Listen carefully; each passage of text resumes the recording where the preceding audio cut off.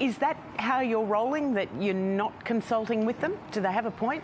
The fact is, it doesn't matter how much you consult with the resources sector, they'd prefer to pay less royalties. And I understand that. That would allow them to deliver greater profits to their big shareholders overseas. But I'm determined to make sure Queenslanders get their fair share, particularly when they're in a super profits phase of the cycle.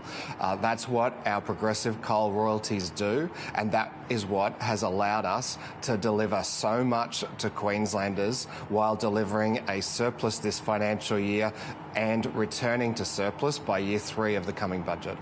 Just on the coal royalties and the mining industry, it is predicted to continue dwindling. And there's some criticism that you've kind of blown the chance you had with the huge royalties that the Queensland government's taken in over the last few years.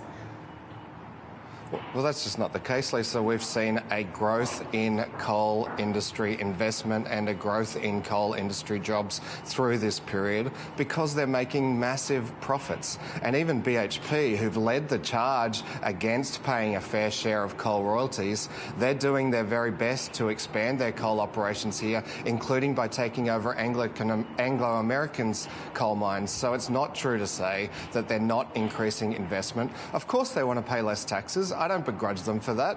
Everyone does. But I am determined to make sure they pay their fair share of royalties to Queenslanders. At the end of the day, we own that coal and we sell that to them. The price we sell that to them is our coal royalties, and they cannot be dug up twice.